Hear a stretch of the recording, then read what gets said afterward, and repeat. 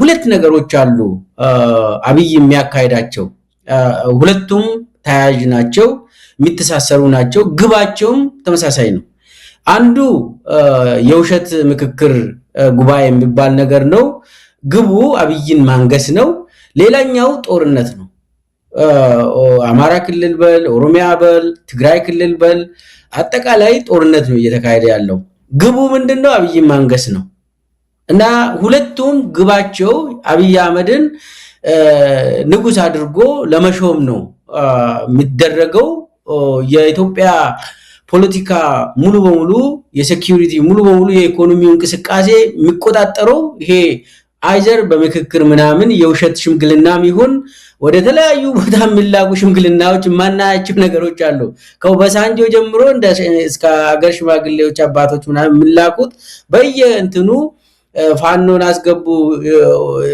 ኦላን አስገቡ እየተባለ እዛ ላይ ደግሞ የተለያዩ አምባሳደሮችም ይሁን ወደ መቀሌ የሚላቁት በየእንትኑ የሚደረጉት የምክክር መድረኩም ጭምር አጠቃላይ የአብይ ስርዓት መሰረት እንዲይዝ እሱም ንጉስ ሆኖ ለመሾም የሚያደርጋቸው ጥረቶች ናቸው የአብይ ሚዲያዎች ከኢቲቪ ጀምሮ እስከ ክልል ሚዲያ የሚያደርጉት አጀንዳ ፍሬሚንጉ ወይ የምክክር የውሸት ምክክር ነው ወይ ደግሞ የጦርነት አጀንዳ ነው ሁለቱም ሲተሳሰር ሲጠቀለል የአብይ ንክስናን ለማምጣት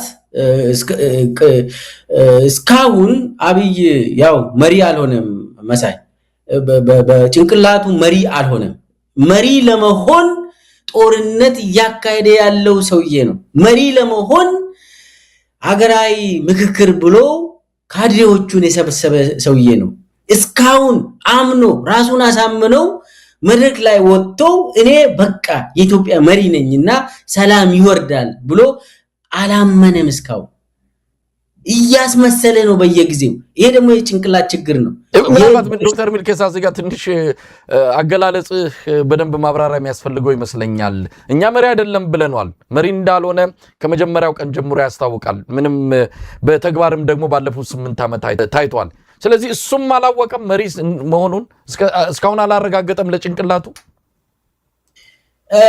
አላረጋገጠም ለምሳሌ በውሸት መንገድ ስለመጣ ባቋራጭ ስለመጣ በውሸት አታላይ ሆኖ ስለመጣ እስካሁን ጭንቅላቱ ውስጥ እኔ ትክክለኛ መሪ ነኝ ብሎ ራሱን አላሳመነም ሌላው ተው ኢትዮጵያ ህዝብ ማሳመን እሱ ሌላ ጉዳይ ነው በስራ ማሳመን ትችላለህ ግን በስራ አላሳመነም ለዛ ነው አንተ አሁን መሪ መሆኑን ራሱ ስትጠራጠር ነበር መሪ አይደለም ይሄ ሰውዬ ዝም ብሎ ተራ ሰውዬ ነው ስትል ነበር እሱ ራሱ መሪ መሆኑን አላመነም ራሱን አላሳመነም ለዛ ነው በየቀኑ አሁን የሱን እኔ ዝም ብዬ አይደለም ይሄንን የምናገረው ቢያንስ 2 ዓመት ከሱ ጋር ሰርቻለሁ እና ኦፍ ዘ ካሜራ እሱም ያደርጋቸው ነገሮችን ያው አብረን ስናይ ስለነበር ምናው ነገር አለ እና እንደ ህፃን የሚያደርገው ሰውዬ ካሜራ ሲገጠምለት ቶሎ ያሳም እንትን ብሎ በቃ እንደ መሪ መስሎ እንትን ለመቅረብ ይሞክራል ከዛ ካሜራውን አንሱ ብሎ ደግሞ የሚያደርጋች ማለት ከሱም ማይጠበቅ ከህፃን እንኳን የማይጠብቀው ነገር ያደርጋል እና ሁሉ ጊዜ መድረክ ላይ ሲወጣ እንትን ይሄ በቃ ቲያትር የሚሰራ ሰው አስመስሎ ከወረደ በኋላ የቡቱቱ ጨርቅ ምናምን አድርጎ ልጆች እዛ ብሔራዊ ቲያትር አንተ ገብተህ ታውቃለህ እዛ እንትን ድራማ ሰርቶ ከጨረሱ በኋላ ልብሳቸውን አውልቆ ትክክለኛ ልብሳቸውን ለብሶ ወደ ከተማ ይወጡ የለ አብይ ከመድረክ በኋላ መሪ ሆኖ አይቀጥልም ወዲያውኑ የመሪነት እዛ መድረክ ላይ ያስመሰለውን ወዲያውኑ አውልቆ በሽተኛ ሆኖ ታገኘዋለህ ወዲያውኑ ሌላ እንትን ተላብሶ ይሄ አሁን ቅድም መሪ ላይ ያየነው ሰውዬ አይደለም እንዴት ላለ በኋላ እና ያስመስላል እና እሱ የሚሰበስባቸው በተለይ ካቢኔዎች አመራሮች ምናምን እሱን ያውቃል። በቃ ይሄ አደባባይ ላይ ስንወጣ እንትኑን መስመር መጠበቅ አለብን፣ ማስመሰል አለብን። እንደዛ አይነት ነው አብይ። እስከዛሬ ድረስ መሪ ሆኖ አያውቅም፣ አልሆነም። መሪ ገና መሪ ለመሆን እየተዋጋ ያለ ምናልባትም መሪ ሳይሆን የሚባረር ሰው ይመስለኛል። እና አጠቃላይ ኢትዮጵያ ውስጥ እየተካሄደ ያለው የጦር ፕሮፓጋንዳ ጦርነት ነው። ሌላም ምክክሩም የጦር ስልት ነው። እዚህ ላይ መናገር የሚፈልገው ሀገራዊ ምክክር ተብሎ አብይ እያካሄደ ያለው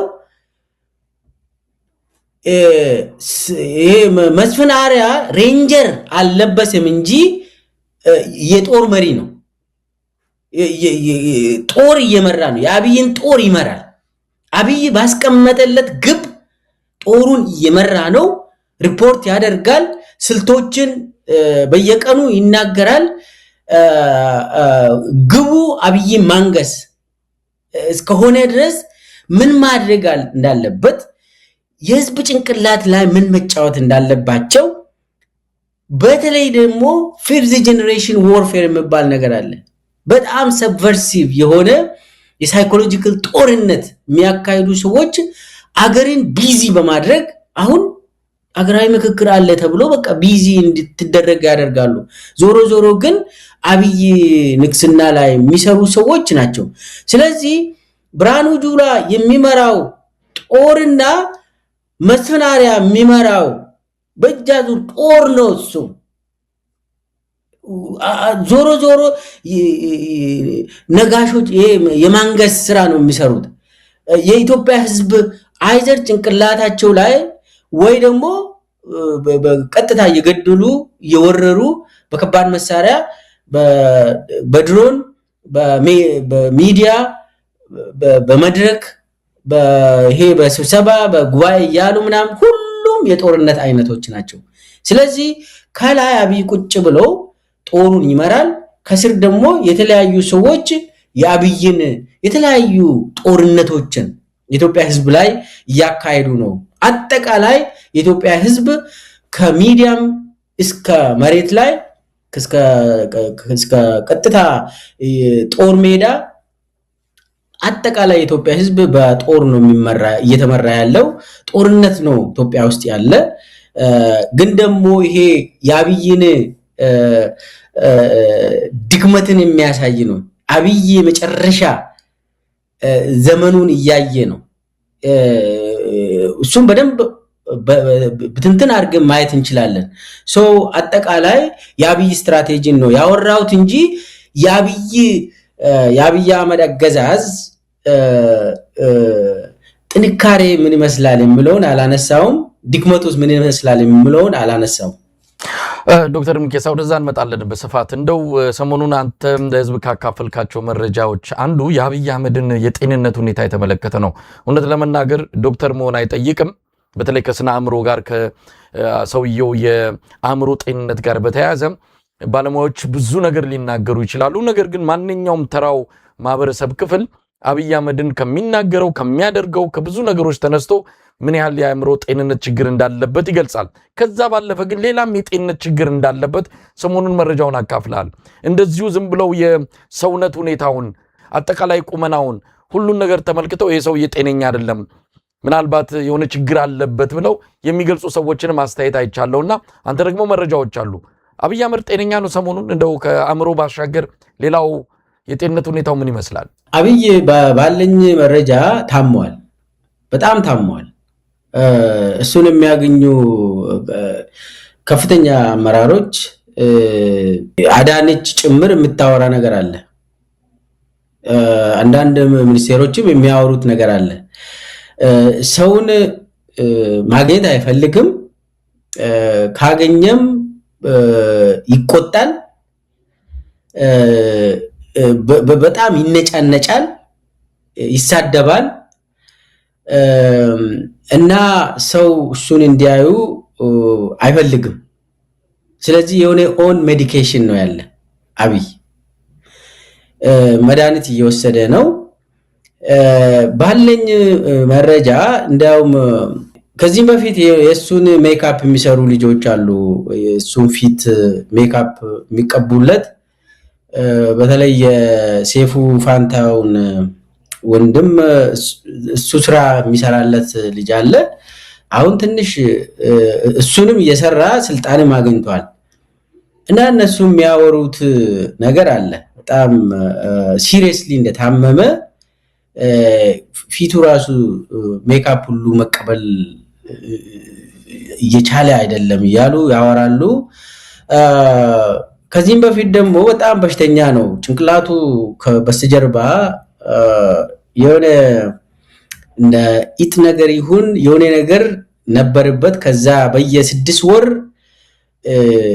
የሚከማች ደም ነበር በጭንቅላቱ በስተጀርባ በኩል እና ኦሮሚያ ላይ በነበረበት ጊዜ ለማ መገርሳ ነው እንዳውም ትልቅ ገንዘብ መድቦለት ታይላንድ በየ6 ወሩ እየሄደ እንዲታከም የሚያደርገው ሲያግዘው የነበረው ለማ ነው እና ከዛ በኋላ የሆነ ጊዜ ኦፕሬሽን እንደተደረገ ሰምቻለሁ። እና ኤግዛክትሊ ምንድነው እሷውን እየታመመ ያለው የምለውን አላረጋገጥኩም። ግን ደግሞ እኔ የሚያውቀው የጭንቅላት በሽታ እንዳለው እኔ ያውቃለሁ። በጣም የናርሲሲስት ስለሆነ ሁሉንም ነገር ስለሚፈራ በጣም በህልሙም ሊገሉኝ ነው ብሎ የሚጮው ሰው ነው። ትናንት ማታ ሊገሉኝ አስቦ ክላሽን እና ልጆችን እንትን አቅፌ ነው ያደርኩት ብሎ ያወራል እሱ ራሱ እና በጣም ይፈራል። በጣም ስለሚፈራ እስከ የሳይኮሎጂስቶች ትንታና ምንድነው የምለው ሃሉሲኔሽን የሚባል አለ። ሃሉሲኔሽን የሌለውን አለ ብሎ የሚያሳይ ሰው የማይሰማውን አንተ ትሰማለህ፣ ሰው የማያውን አይቴ ትፈራለህ። ይው ሊገሉኝ እዛ ጋር ቆመዋል ብለህ ታያለህ። ሰው ግን ሌላ ሰው አያይም። አንተ ግን የሆነ ድምጽ ሰማለሁ እኮ ምን ሆናችሁ ነው? ይው ክው እያደረገ ነው የኔ ሊገቡ ነው ምናምን ብለህ ትጮዋለህ። ያ እንደዛ አይነት ችግር ያለባቸው የሳይኮሎጂ የሃሉሲኔሽን ችግር ያለባቸው አብይ እንደዛ አይነት ሰው ነው። ቤተመንግስት ውስጥ ሊገሉኝ መጥተዋል ገብተዋል እኮ አይቻለሁ ብሎ የሚያወራ ሰውዬ ነው። እና ለዛ ብሎ ደግሞ ቤተመንግስቱ ራሱ እንደገና ግቢው 3 አጥር እንዲኖረው አደረገ። ይሄ በሽተኝነት ነው። በኃይለማርያም ደሳለኝ ጊዜ በመለስ ጊዜም 1 አጥር ነበር። በቃ ያ አጥርም እንዳውም የሆነ በአፄ ኃይለ ሥላሴ ጊዜ የነበረው አጥር ነው። ምንም የተለወጠ እንትን አጥር አልነበረም። በደርግ ጊዜ አልተለወጠም፣ ምንም አልተለወጠም። እና መሪዎች መጥተው ይገባሉ፣ ምንም አይቀይሩትም። እንትኑ ራሱ አይታል ከሆነ በመለስ ዜናዊና በኃይለ ማርያም ደሳለኝ ጊዜ የነበረው ግቢ ውስጥ እንትኑ በአፄ ኃይለ ሥላሴ የተሰራ እዛ እንትኑ ራሱ አለ ስማቸው ራሱ እና ያንን አልቀየሩትም። ምንም የሚፈሩት ነገር የለም። እዛ የሚጠብቀው መከላከያ አለ። ግን ይሄኛ ምንድነው ያደረገ? ያንን አፈረሰ። 3 አጥር ነው ያደረገ። ከዛ ወደ ውስጥ ገብተ ደግሞ ቢሮው ራሱ በራሱ አሻራ ብቻ ነው የምትከፍተው። በአብይ አሻራ ብቻ ነው የሚከፈተው የአብይ ቢሮ። ይሄ እኮ ምንድነው? እስቲ አስብ፣ የትኛው ቤተመንግስት ነው ዓለም ላይ በገዢው በጠቅላይ ሚኒስትር ወይ ደግሞ በፕሬዝዳንት ብቻ እንትን በጣት አሻራ ብቻ የሚከፈተው? ዋይት ሃውስ ነው። ዋይት ሃውስ እኮ እዚህ ጽዳት ሰራተኞች ናቸው ከፍተው ከደህንነቶች ጋር ሆኖ የሚያጸዱትና ከዛ በኋላ ይዘጋል። ፕሬዝዳንቱ ቁልፍ ይዞ ምናምን ኧረ ተው